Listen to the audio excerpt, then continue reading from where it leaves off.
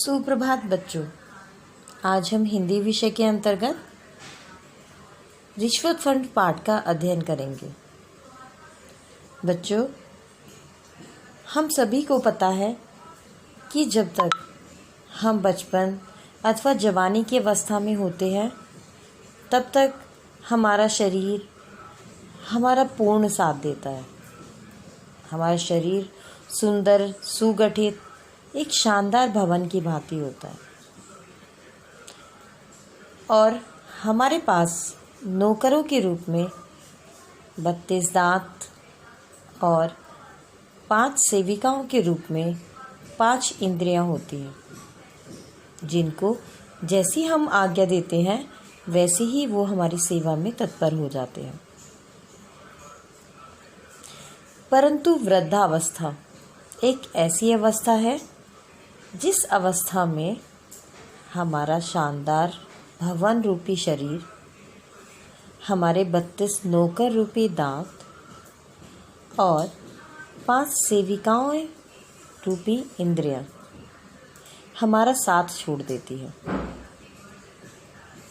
उस समय हमें आवश्यकता होती है एक सहारे की। उस समय जब अपना शरीर साथ नहीं देता तो अपने परिवार वाले, अपने सगे संबंधी भी साथ छोड़ देते हैं। बच्चों, हम सभी को पता है कि पैसा जीवन निर्वाह के लिए बहुत ज़रूरी है। उस समय पर अधिकांश वृद्ध लोग पेंशन के लिए आवेदन देते हैं, परंतु रिश्वतखोरी के कारण उन्हें बहुत अधिक सरकारी कार्यालयों के चक्कर लगाने पड़ते हैं और सरकारी कार्यालयों के चक्कर लगा लगा कर वो थक जाते हैं। जहाँ वो सही से चल भी नहीं पाते, वहीं सरकारी दफ्तर के बाबू से लेकर क्लर्क तक सभी लोग उनसे रिश्वत मांगते हैं और रिश्वत ना दे पाने की अवस्था में उन्हें बहुत परेशानियों से गुजरना पड़ता है। जल्दी से उनका काम कोई भी नहीं करता। तो बच्चों, ऐसी अवस्था में इतना अधिक क्रूर व्यवहार हमें वृद्धों के साथ नहीं करना चाहिए। हम सबको पता है कि एक ना एक दिन हम सभी को बुढ़ापा आना है। आप सभी लोग प्रण करें कि जब आप बड़े हो जाएंगे और बड़े होकर किसी भी दफ्तर में, किसी भी पद पर आसीन होंगे तो आप लोग कभी भी किसी से रिश्वत की मांग नहीं करेंगे। क्योंकि बच्चों, रिश्वत रूपी दानव प्रतिदिन पता नहीं कितने लोगों को अपना ग्रास बनाता है। छात्रों, रिश्वत फंड भी एक कहानी है जिसमें इस कहानी के माध्यम से दर्शाया गया है कि वृद्धावस्था में व्यक्ति को कितनी परेशानियों का सामना करना पड़ता है और साथ ही साथ पेंशन न मिलने के कारण भी वृद्ध लोगों को अनेकों बार सरकारी कार्यालयों के चक्कर लगाने पड़ते हैं। रिश्वत फंड कहानी में एक वृद्ध व्यक्ति है जिसकी दाढ़ी और सर पर जटाएं बढ़ी हुई हैं। उसने फटे पुराने गेरुए वस्त्र पहने हुए हैं। उसके कपड़े गंदे हैं और फटे हुए हैं और वह लाठी टेकता हुआ धीरे धीरे सड़क के किनारे से जा रहा है। वहीं सड़क पर 3-4 लड़के खेल रहे हैं। जब वो बूढ़े बाबा को देखते हैं तो उनके मन में बूढ़े बाबा से मजाक करने की सूझती है। वो बच्चे बूढ़े बाबा के पास जाकर पूछते हैं, क्यों बाबा, कहाँ जा रहे हो? बूढ़े बाबा कहते हैं कि बेटा, मेरा रास्ता खराब मत करो, मुझे जाने दो, मुझे जल्दी जाना है।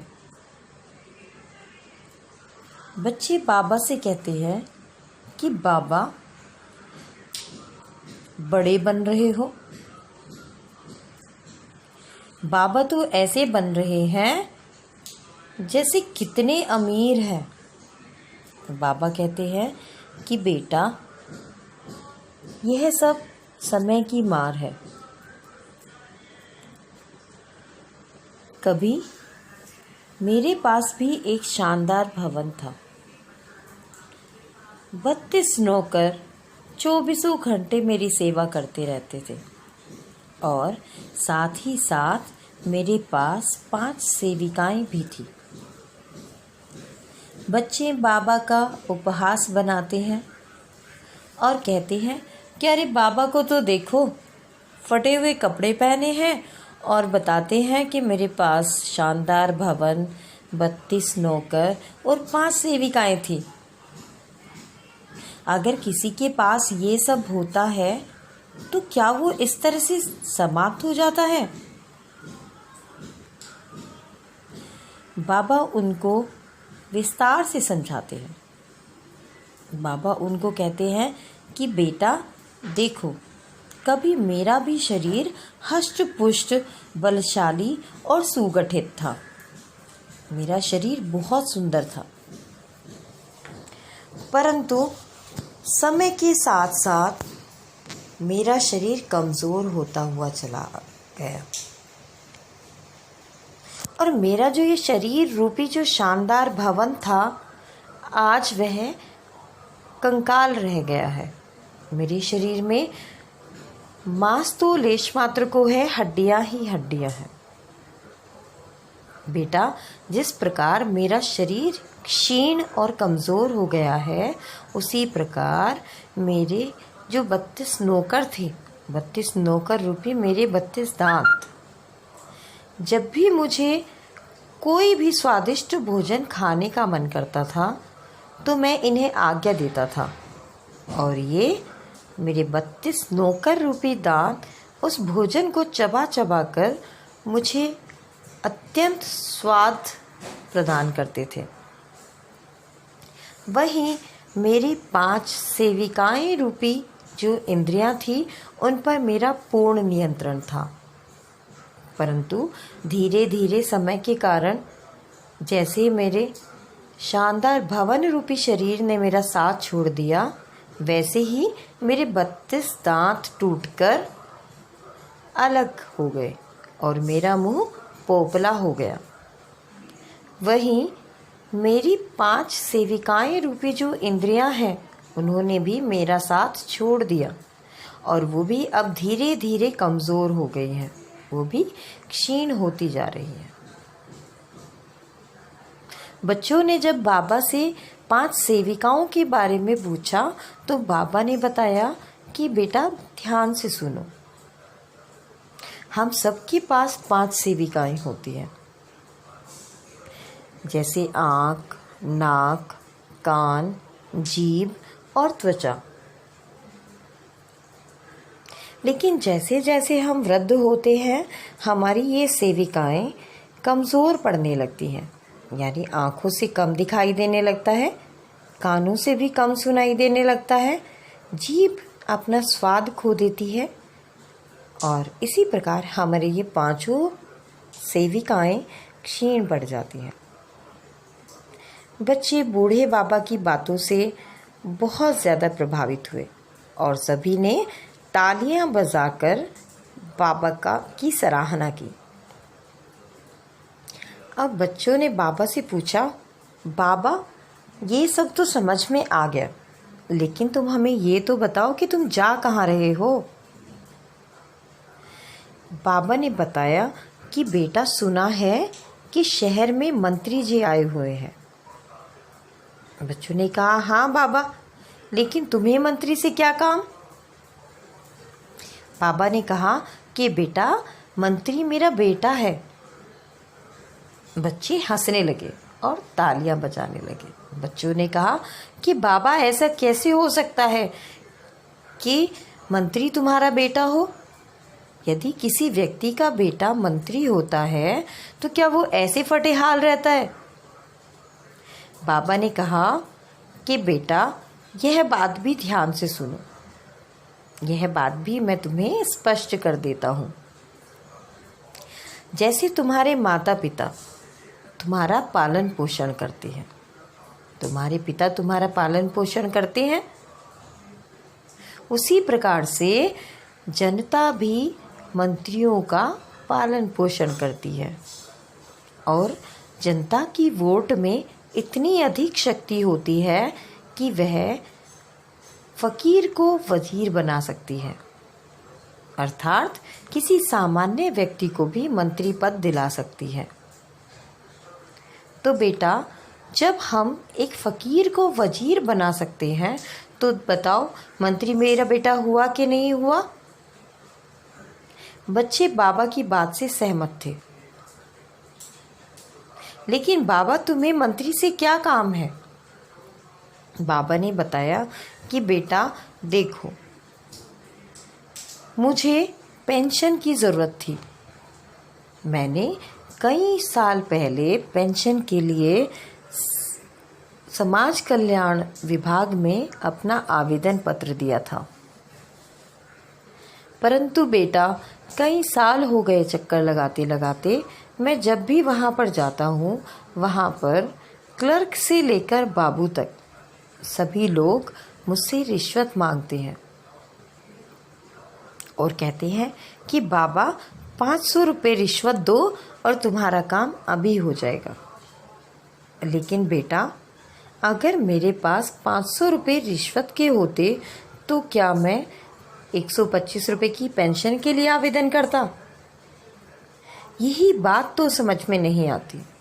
और इस तरह चक्कर लगाते लगाते मेरी लाठी तक घिस गई है। बच्चों ने कहा, अच्छा बाबा। बाबा ने फिर बताना शुरू किया कि बच्चों, मैं मंत्री जी के पास एक प्रस्ताव लेकर जा रहा हूँ। बच्चों ने पूछा, कैसा प्रस्ताव बाबा?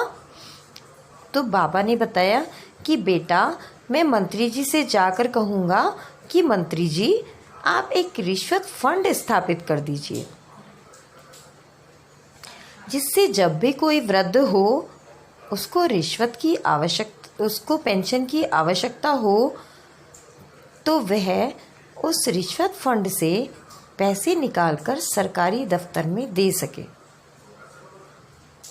क्योंकि यदि किसी के पास रिश्वत के पैसे हों तो पेंशन के लिए अप्लाई क्यों करेगा भला?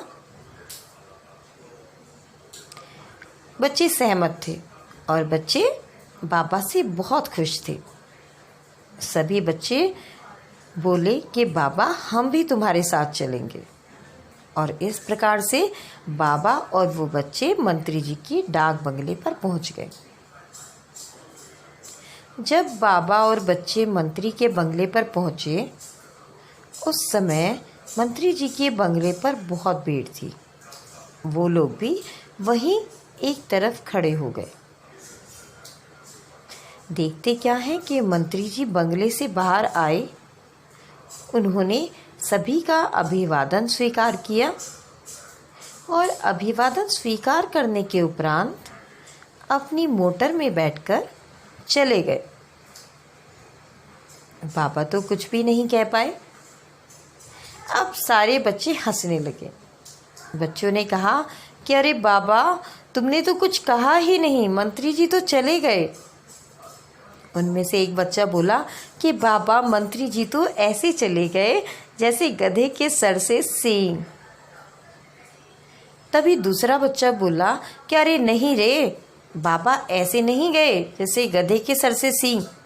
गधे के सिर से सींग का जाना मतलब यह होता है कि गधे को कभी सींग आए ही नहीं। तो मंत्री जी इस प्रकार गए जैसे कि वो आए ही नहीं थे।